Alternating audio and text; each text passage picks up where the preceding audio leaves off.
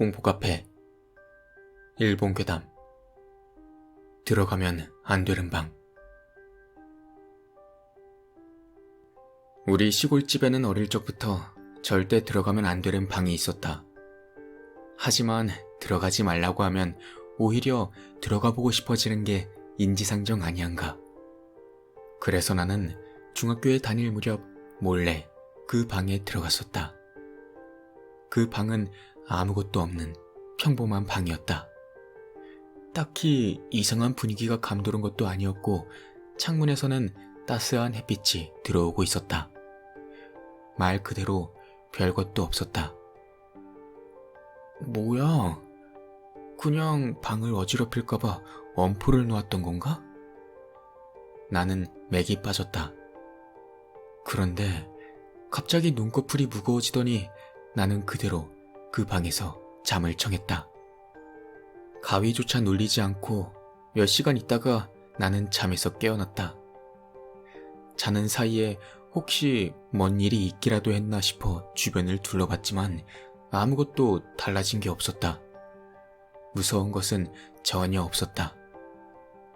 들어오면 안 된다고 그리도 엄포를 놓던 방이니 뭔가 무서운 게 있을 것이라 기대했는데 나는 방을 나오면서 별 생각 없이 방에 있던 천장 서랍을 열어봤다. 그 안에는 일본식 인형이 딱 하나 들어있었다.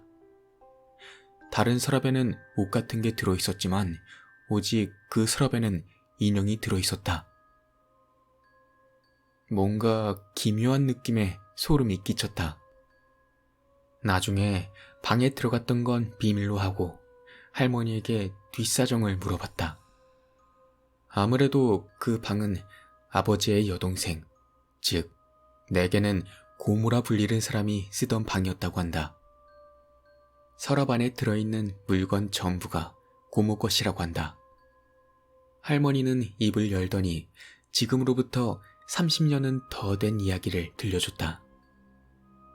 지금 있는 시골집을 지은 건 부모님이 결혼한 직후로 나중에 아이가 생길 때를 대비해 두세 대가 같이 살 수 있는 구조로 만든 것이라고 한다.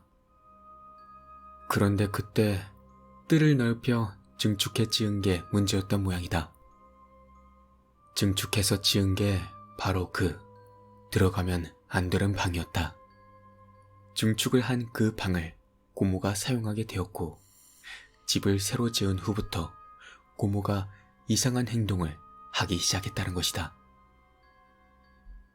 처음에는 그 방에서 자고 싶지 않다고 애원을 했다고 한다. 고모 말에 따르면 그 방에서 자게 된 후부터 아무리 깊은 잠에 빠져도 새벽 3시만 되면 눈이 떠진다는 것이었다. 그리고 눈을 뜨면 분명 자기 전에 껐던 불이 켜져 있고 머리맡에 단발머리를 한 여자아이가 앉아있다는 것이었다. 기묘하게도 환하게 불이 들어온 방인데도 여자아이 얼굴만은 새까매서 보이지가 않더란다. 하지만 어째서인지 고모는 알 수 있더란다. 그 여자아이가 웃고 있다는 것을. 그게 일주일가량 이어졌다고 한다. 고모는 머리도 좋고 마음 씀씀이가 깊은 사람이라 처음에는 부모님에게 걱정을 끼치지 않으려고 가만히 있었다고 한다. 하지만 일주일 동안 그 상황이 이어지다 보니 도저히 참을 수가 없어 부모님에게 털어놓았던 것이다. 그러나 할아버지는 방을 바꿔달라는 고모의 요청을 거절했다. 결혼도 안 하고 집에 들러붙어 있는 주제에 말이야. 새로 집을 짓고 시작하는 이 중요한 시기에 이 무슨 말장난이냐. 나가려면 아예 집을 나가거라. 그렇게 보름가량 지났을까?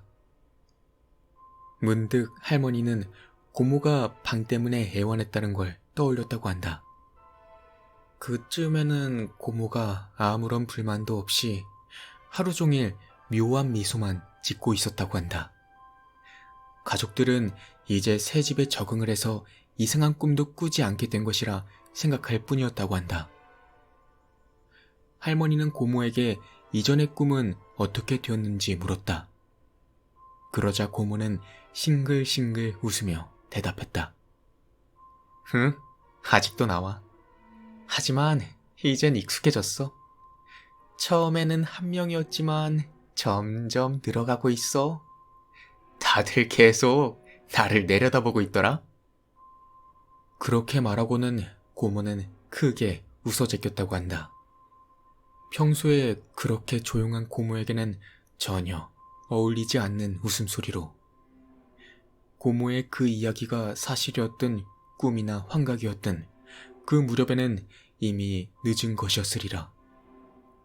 고모 방은 할머니 할아버지가 자른 방 바로 옆방이었다. 그날 할머니는 한밤중에 옆방에서 싹, 싹, 싹, 싹 하고 구멍 파른 것 같은 소리가 들려 잠에서 깼다고 한다. 그래서 소리가 들리던 고모 방으로 들어가 보니 방 다다미가 들쳐져 있었다고 한다. 그리고 드러난 바닥에 고모가 웅크린 채 맨손으로 정신없이 구멍을 파고 있었다고 한다. 할머니는 고모가 뭔가 이상하다는 걸 깨닫고 멈추라고 소리를 쳤다고 한다. 하지만 고모는 멈추지 않았다. 입가에는 미소마저 떠올라 있었다고 한다. 잠시 후 고모가 입을 열었다. 여기 있다. 바닥에서 무언가 들어올린 고모의 손에는 인형이 들려 있었다. 흙 속에 묻혀 있었다고는 믿기 힘들 정도로 깨끗한 인형이었다. 고모는 할머니에게 인형을 건네주고는 웃는 얼굴 그대로 벽 쪽을 향해 걸어갔다. 쾅, 쾅, 쾅. 몇 번이고 계속 자기 머리를 벽에 들이박기 시작했다. 할머니는 당황해서 고모를 뜯어 말리려 했지만 고모는 엄청난 힘으로 할머니를 밀어버렸다고 한다.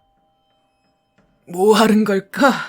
정말 나 왜 이런 짓을 하는 걸까? 모르겠어. 나도 모르겠어. 고모의 말은 이윽고 웃음소리가 섞인 의미 없는 괴성으로 변해갔다고 한다. 그리고 할머니는 들었다고 한다.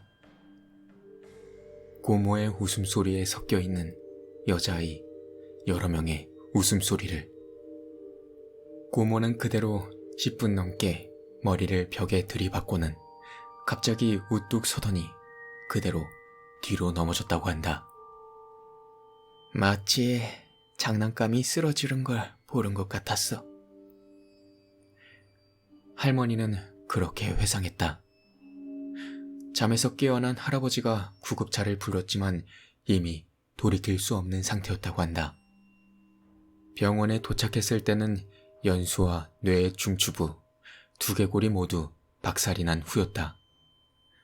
할머니의 이야기를 듣고도 의사는 믿지 못했다.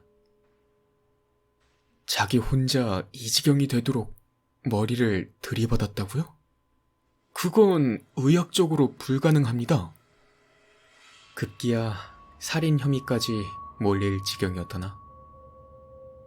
이 지경이 되자 할아버지도 그 방에 뭔가 있다는 생각이 들었던 건지 아니면 딸을 죽게 놔둬버린 죄책감 때문인지 절에서 스님을 모셔왔다고 한다. 그런데 스님은 그 방에 들어가자마자 구토를 해버렸다고 한다. 아무래도 이 방은 옛날 유산된 아이나 역병으로 죽은 아이들의 시체를 모아서 묻은 자리 위에 지어진 집이라는 것이다. 그 탓에 엄청난 수의 아이 귀신들이 그 터에 모여 있다고 했다나?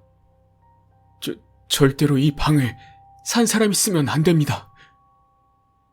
스님은 하얗게 질린 얼굴로 신신당부를 했다고 한다. 할머니는 고모가 파낸 인형을 건네며 공양을 부탁했지만 거부당했다. 그런 걸 가지고 돌아가고 싶지 않습니다. 그런 물건에 어중간하게 공양을 올려봐야 해만 입습니다. 어디 내다 버리거나 태우거나 알아서들 하십시오.